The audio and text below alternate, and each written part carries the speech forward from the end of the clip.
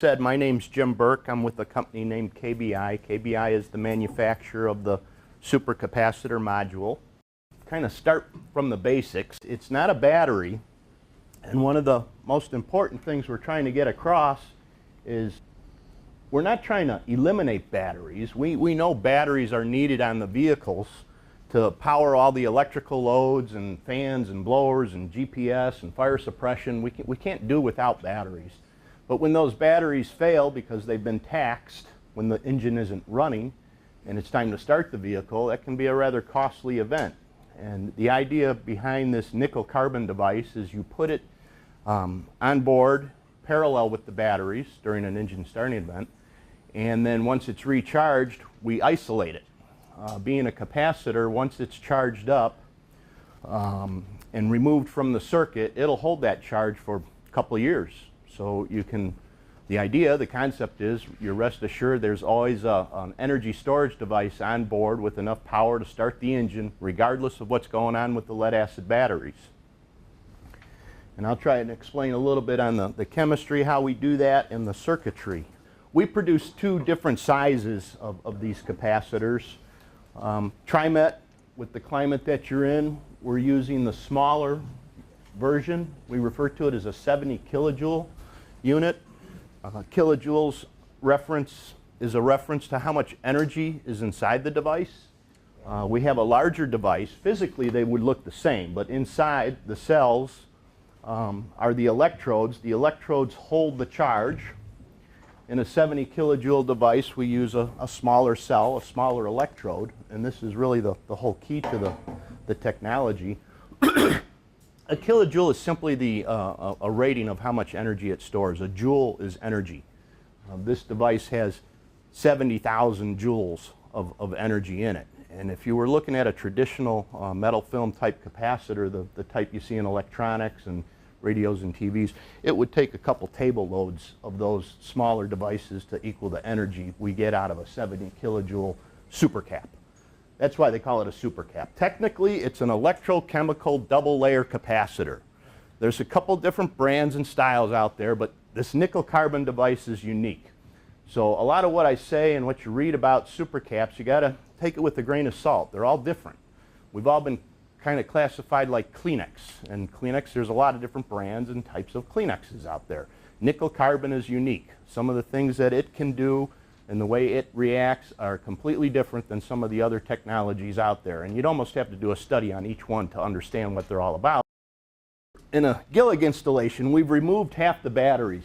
Sometimes if there's two 8Ds in place, we'll remove the 8Ds completely and replace two of the 8Ds with two group 31s. If there were 4 group 31s on the bus, we're going to take 2 of the group 31s out and put in 1 supercap.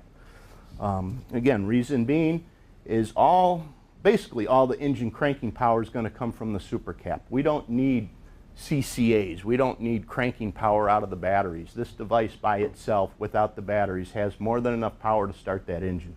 In fact, with 70 kilojoules of energy in there, you've got enough energy to start that engine probably 5 or 6 times before you'd have to recharge it. But again, we've got the batteries there to support the electrical loads when the engine isn't running. And we kind of take advantage of that with the circuits that we've developed. When the engine goes into a start mode, the batteries are going to contribute. They're running parallel with the supercap. It's energy, so let's use it. That's the way to apply it. Guy hits the start button, supercap circuit closes, batteries come online, and everybody tries to get the bus started. You should never have to service the device. Being a supercapacitor or a capacitor, the electrodes don't wear out when they're charged and discharged. That's what kills a battery. Every time you take energy out of it and you put energy back in it, you're eroding the electrodes, some of the lead on the plates of the electrodes. Eventually you've eroded enough material away, the battery fails. That doesn't happen with the supercap. Once you charge it up, it's a physical process. This carbon electrode, they say a tablespoon of this carbon material has got the surface area equivalent of a football field. There's 26 carbon electrodes in each cell. There's 20 cells. There's a heck of a lot of power and a fair amount of energy for a capacitor. But most importantly is you can cycle it on and off, on and off, on and off. It doesn't wear out. The idea is put it on the vehicle, forget about it, it lasts the life of the vehicle. If we do have to service it, I'm going to go over some of the basics. In the literature and the manuals, you'll see, and on your bus, a J1939 CAN bus port. That port is not used in the Gillig TriMet installation. It's that top one there. You'll see on the bus it's plugged.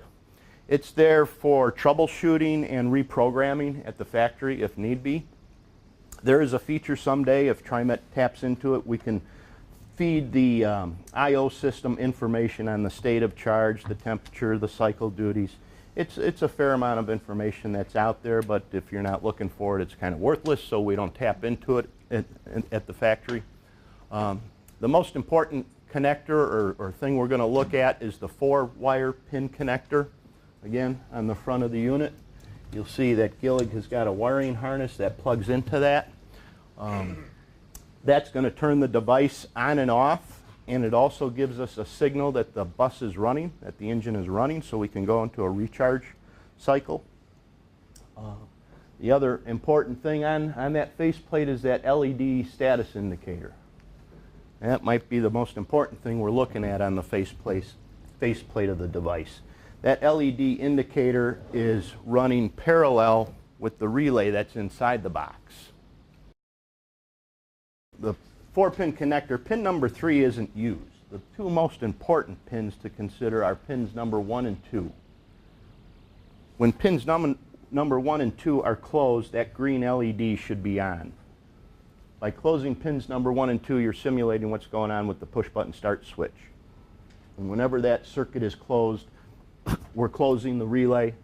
The LED's wired parallel with the relay. That green LED should be on. So if there's a question as to whether or not this thing's functioning or not, you want to jump out pins number 1 and 2 and see and watch for that green LED to turn on. What you're doing when you're jumping pins 1 and 2, again, we're using capacitor power to go through and out pin number 1 up to the push to start switch. When the push to start switch is depressed, the power comes back, closes the contactor, and powers up the PLC inside of the unit. The PLC is located right in back of and next to that J1939 connector. Whenever the button is pressed, the push to start button is pressed, or that LED is lit, these terminals go live. You can see we're opening up the positive side. So when that green LED is not lit, if you were to take a voltmeter to it, you're not going to see any power. The only time you're going to see power or voltage at these terminals is when that green LED is lit. And the voltage you see should be basically battery voltage or alternator output voltage. The device doesn't increase the voltage in any way. It's voltage in is voltage out. And that's where one of the safety aspects come in. You cannot electrocute yourself with the device. Once it's charged up, if your alternators or your regulators are set to 28.8, that's what you're going to have here, 28.8. 28.8 can't hurt you. It's not going to shock you. It's got a lot of power. We've got the power potential, again, that 70 kilojoules of 6,000 to 8,000 amps. So if you were to dead short it with a wrench, you're going to have a arc potential that's just tremendous. I've done it myself accidentally. There's one heck of a zap. But because we're not very energy dense compared to a battery, that energy is dissipated literally in the blink of an eye. The arc occurs, the energy's gone, the event's over with. The wrench doesn't even heat up. It's just a big flash, arc, gone, done. One of the nice things about it is you can recharge it just as quick. When that alternator kicks on, or if you need to recharge it from batteries, as soon as you hook the power up and that relay's closed, within seconds, it's fully charged. It's taken on 70 kilojoules worth of energy again. Which in the capacitor world, 70 kilojoules is a lot of energy. In the battery world, it's nothing.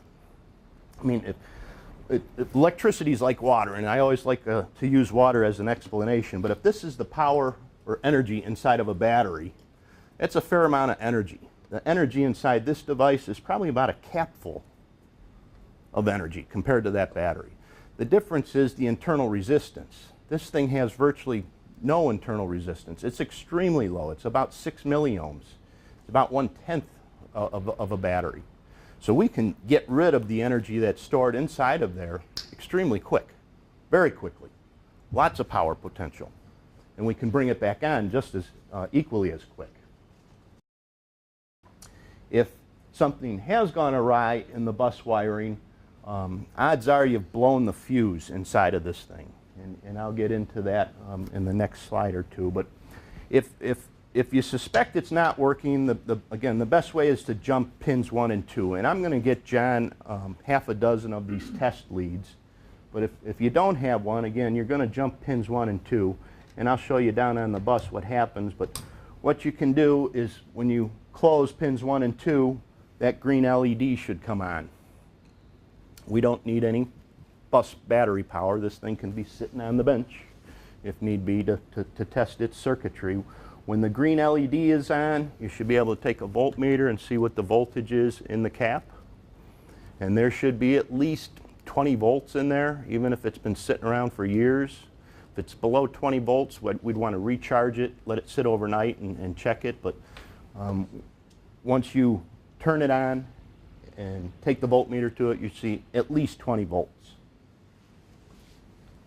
If the LED doesn't light when we've tripped or closed pins 1 and 2, the first place to go is the fuse assembly. That 5 amp fuse is in there again because we're taking supercapacitor power, feeding the Gillig wiring harness throughout the bus, and if a short occurs in that wiring harness somewhere, we don't want to keep feeding supercap power to the short, so we're going to blow the fuse. So if you hit the button, the LED doesn't light, check the fuse. If the fuse is blowing and you replace it and we're functioning, you know your short is somewhere in the bus harness. Again, when you're inside of here, you're on the capacitor side of the contactor, so even though these guys are open when the green LED isn't on, the leads coming out of the supercap are hot. There's no doubt. They're charged.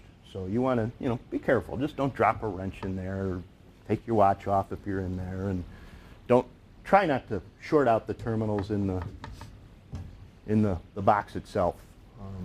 You can't electrocute yourself, but it's going to be, you'll remember what happened, I guarantee it.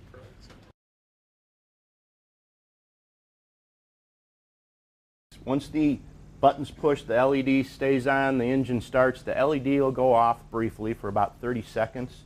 That PLC is going out and looking at temperatures and voltages and doing some quick self-diagnostics. Then the LED comes back on, and within a few seconds we're charged up. The LED goes off, the relay opens, and we're out of the circuit.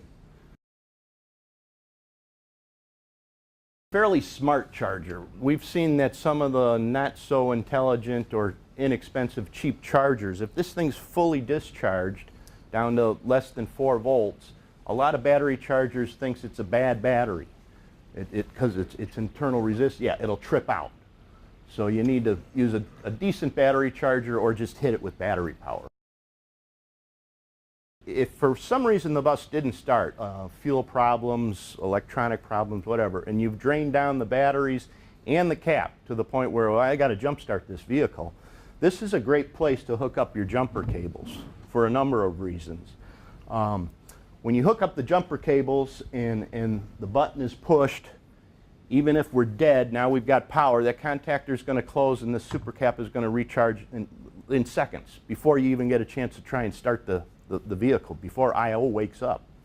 So your jump start becomes a lot more effective. Instead of trying to push a bunch of power from one vehicle to another through some cables, through alligator clips, you're going to have a fully charged cap ready to actually jump start the bus. The other benefit is it is a capacitor, so it's a great buffer. It gets rid of any of the surges that the jump starts typically create from high voltage spikes or load dumps. It's going to absorb it. Hopefully you're not jump starting the bus very often with this thing on there, but if you do have to do it, normal procedure, hook your cables up here and start the bus. When the bus is completely dead, I/O has gone to sleep, I/O, as you guys know, is actually what's getting that starter motor circuit closed and engaged. And when I/O's gone to sleep, it takes some time to wake up. 3, 5, 7 seconds. It takes some time to wake up. The amount of time it takes to wake up after you've pushed the button, this guy's charged up before I/O turns that starter motor circuit live. Which the drivers are going to have to get used to that if dead battery starts are a real issue in the fleet. If the batteries are continuing to get drawn down below that I/O voltage threshold and the master run switch is turned on, the bus is going to appear to be dead. Nothing's happening. My batteries are dead. I can't start the bus. Well, that's not true. With the Supercap on board, hit the start button. You're going to close the circuit. I/O is going to start to wake up, and the bus will eventually start. But the driver's got to keep his finger on the button that whole time. Oh, okay, I get it. Just pushing the button once doesn't cut it. He's got to push the button, stay on it, let that contactor stay closed until I/O wakes up and gets the bus started. The best practice that you can have is if you're servicing batteries and you're taking off the battery cables, unplug the Gillig wiring harness and this thing can't turn on. So the question has come up, can you limp home? If the batteries have gone south and the alternator's dropped out, will this get you home? Nope. Once the LED or contactor's open, there's no power coming out of us. I mean, if you wanted to get tricky or fancy, you could go out into the field and jump pins 1 and 2. You know, you'll have power there to limp home, but it's not built in. It's not a limp home device. It's an engine start device, and that's it. Not during an engine starting event. The batteries, especially as they discharge, their state of charge gets lower and lower. Their internal resistance goes up and up and up. And during that engine starting event, again, water, path of least resistance is get me to the starter motor. Now, if you were to turn the relay on and walk away and come back in 15 minutes, yeah, it's going to, but during the engine start event, no, and it might have been, we sell the Supercap module by itself. This device we refer to as the KSM, KAPower starting module. With this device, you don't have a sequence of battery cable connections or disconnections because we know we're dead here. If you were to buy just the module, and in the module's installation instructions, you would see a series of events to follow.